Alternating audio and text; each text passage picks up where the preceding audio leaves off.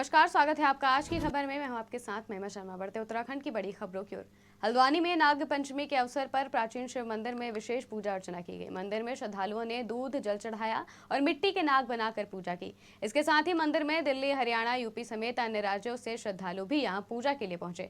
ज्योतिषाचार्य ने बताया कि इस दिन पूजा से काल सर्प दोष के बुरे प्रभाव दूर होते हैं। देखिए, ऐसा होता है, अपने जन्म कुंडली में राहु और केतु बैठते हैं। राहु और केतु के अंदर में ही सभी ग्रह अगर आ जाते हैं तो उसको काल सर्प दोष की युति माना जाता है ज्योतिष शास्त्र के अनुसार। और उसकी शांति के लिए नाग पंचमी का ये पर्व, नाग पंचमी का ये पावन दिन सुनिश्चित किया है शास्त्रों में। तो काल सर्प दोष जब होता है कुंडली में तो व्यक्ति की उन्नति रुक जाती है। जैसे कोई काम करते बनते बनते बिगड़ जाते हैं, कोई काम हमारा होना है तो पता चला एकाएक रुक गया, हमें आशा भी नहीं होगी, रुक जाता है। तो उस शांति के लिए काल सर्प दोष की शांति यहाँ पर प्रत्येक वर्ष इसी दिन यहाँ पर की जाती है। अब काल सर्प दोष के लिए दिन दो निश्चित किया है शास्त्रों में। श्रावण माह के शुक्ल पक्ष की पंचमी जो तिथि आती है, एक नाग पंचमी के नाम से जानी जाती है, इसलिए आज के दिन काल सर्प दोष की पूजा की जाती है। उधम सिंह नगर के जसपुर में हिंदू संगठनों ने बांग्लादेश में हिंदुओं पर हो रहे हमलों के खिलाफ प्रदर्शन किया। इसके साथ ही पूर्व विधायक डॉक्टर शैलेंद्र मोहन सिंघल की अगुवाई में सैकड़ों कार्यकर्ताओं ने एसडीएम कार्यालय पहुंचकर नारेबाजी की और एसडीएम को ज्ञापन सौंपा। प्रदर्शनकारियों ने राष्ट्रपति से बांग्लादेश में हिंदुओं की सुरक्षा सुनिश्चित करने की मांग की है और कहा कि असुरक्षित हिंदुओं को भारत में शरण दी जाए। अभी हिंसा देखने को मिली, वहाँ पर सत्ता परिवर्तन हुआ, वो उनका आंतरिक मामला था, परंतु जो हिंदू समुदाय के ऊपर जो वहाँ पर मात्र 8% है, उनका इस सत्ता परिवर्तन से कोई लेना देना नहीं था। उसके बावजूद उनके ऊपर हमला किया जा रहा है, संपत्ति नष्ट की जा रही है, बहु बेटियों को निर्वस्त्र करके दौड़ाया जा रहा है और मंदिर तोड़े जा रहे हैं। अभी कालाढूंगी में मुख्य चिकित्साधिकारी डॉक्टर हरीश पंत ने सामुदायिक स्वास्थ्य केंद्र का औचक निरीक्षण किया। निरीक्षण के दौरान उन्होंने अस्पताल की सुविधाओं और रोगियों की समस्याओं को देखा। इसके साथ ही डॉक्टर पंत ने कहा कि निरीक्षण के दौरान सब कुछ ठीक पाया गया, लेकिन बाल रोग विशेषज्ञ की कमी और अल्ट्रासाउंड की समस्या का समाधान जल्द किया जाएगा। इसके साथ ही उन्होंने ट्रॉमा सेंटर की मांग को भी पूरा करने का आश्वासन दिया है। कालाढूंगी अस्पताल के निरीक्षण के दौरान सारी चीज़ें बिल्कुल ठीक ठाक थी, औषधियाँ भी पूर्ण थी। थोड़ा सा जो पीडियाट्रिशियन होते हैं, बच्चे वाले डॉक्टर की कमी स्टाफ द्वारा भी और जनता द्वारा भी बताई गई, उसको पूर्ण करने के प्रयास किए जाएंगे और अल्ट्रासाउंड की फैसिलिटी भी अगर दी जा सकती है तो उसके लिए प्रयास किए जाएंगे। कालाढूंगी क्योंकि रामनगर और हल्द्वानी के बीच में है, तो ट्रॉमा सेंटर की ज़रूरत को देखते हुए यहाँ प्रपोजल तो गया था। ये किस स्टेज में है और कितनी देरी है, इससे उधम सिंह नगर के रुद्रपुर में जिलाधिकारी ने अधिकारियों के साथ निरीक्षण किया और जल निकासी के लिए अवरोध हटाने के निर्देश दिए। इसके साथ ही नगर आयुक्त ने बताया कि जेसीबी मशीन से जल भराव को नहर में प्रवाहित किया जा रहा है। उप जिलाधिकारी ने कहा कि नहर की सफाई से जल भराव कम हुआ है। जिलाधिकारी ने पुराने नहरों के डिस्चार्ज को बढ़ाने और वनरसिया नदी का निरीक्षण कर अतिक्रमण चिन्हित करने के निर्देश दिए हैं। तो पानी वाटर है, तो पानी बरसता है तो उसका बहाव कहाँ कहाँ से बाधित होता है। हमारे पुराने स्ट्रक्चर क्या थे, पुराने ड्रेनेज नदियाँ कहाँ कहाँ थी और उन पर कहाँ कहाँ अवरोध आया कि आज ये स्थिति झेलनी पड़ी। तो उसी के क्रम में आज अध्यक्ष भी हमारे साथ है, एडीएम नजूल और सचिव विकास प्राधिकार, साथ ही साथ मुख्य नगर अधिकारी, नगर आयुक्त नगर निगम, एसडीएम, सीएफओ सिंचाई के। हम लोगों ने आज 3 पानी का जो रेगुलेटर है, इसके पहले काफी वहां से देखना शुरू किया है और देखते देखते यहाँ पर आ गए। यहाँ भी यूपी का रेगुलेटर है।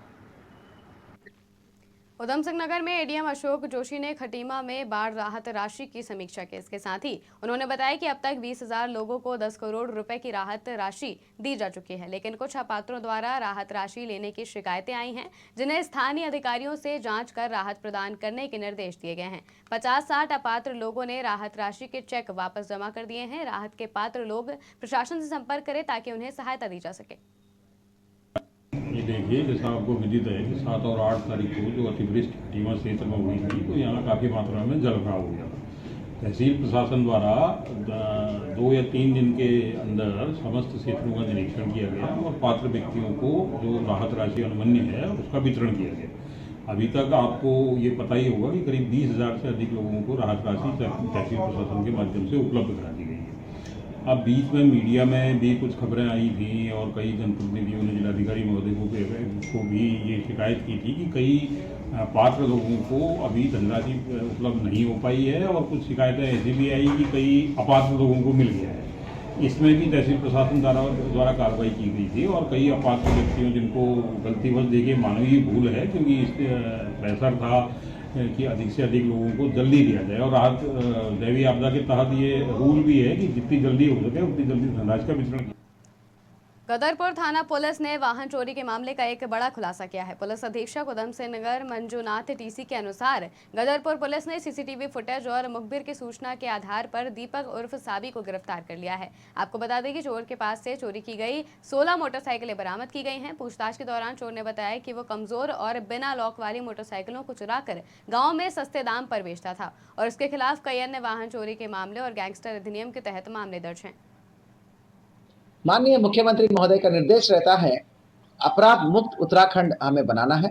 इसी क्रम में माननीय डीजीपी महोदय और माननीय डीआईजी महोदय का निर्देश रहता है कि संगठित अपराधों के विरुद्ध काम करना है। आज साथियों मैं बताना चाहूंगा, बड़े हर्ष का विषय है, गदरपुर थाना पुलिस को बहुत ही बेहतरीन सफलता मिली है।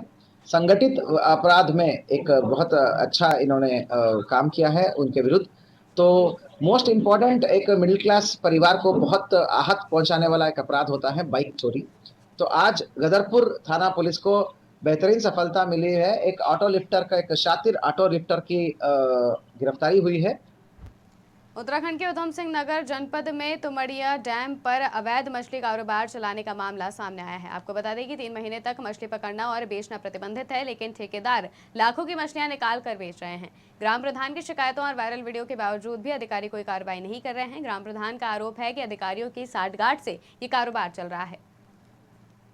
ये लगभग जब से सरकार द्वारा मछली के शिकार को प्रतिबंधित किया गया है, लगभग 3 महीने के लिए प्रतिबंधित है सरकार ने जो प्रतिबंधित करा मछली के शिकार को, तब से लगातार ये शिकायतें सुनने को मिल रही हैं कि जी जो स्थानीय ठेकेदार है मछली विभाग में जेपी और जितेंद्र जो सरकारी विभाग में यहाँ कर्मचारी हैं, इनकी मिलीभगत से और उच्च अधिकारियों की मिलीभगत से, क्योंकि बराबर उच्च अधिकारियों को फ़ोन करके ये हम बता रहे हैं कि जी यहाँ पे मछली का जो है मसूरी नगर पालिका में GIS based property tax survey का दूसरा चरण शुरू हो गया है, जिसमें door to door survey Remtech software solution private limited द्वारा किया जा रहा है। आपको बता दें कि इससे पहले चरण में यूएवी ड्रोन सर्वे पूरा हो चुका है। डिजिटलाइजेशन के बाद हर संपत्ति को यूनिक आईडी मिलेगी और ऑनलाइन जानकारी उपलब्ध होगी। इसके साथ ही स्थानीय निवासियों ने अवैध निर्माण की समस्याओं की चिंता जताई है, जबकि नगर पालिका अधिकारियों ने 1 अप्रैल तक सभी रिकॉर्ड को डिजिटलाइज कर ऑनलाइन टैक्स भुगतान और म्यूटेशन की सुविधा देने का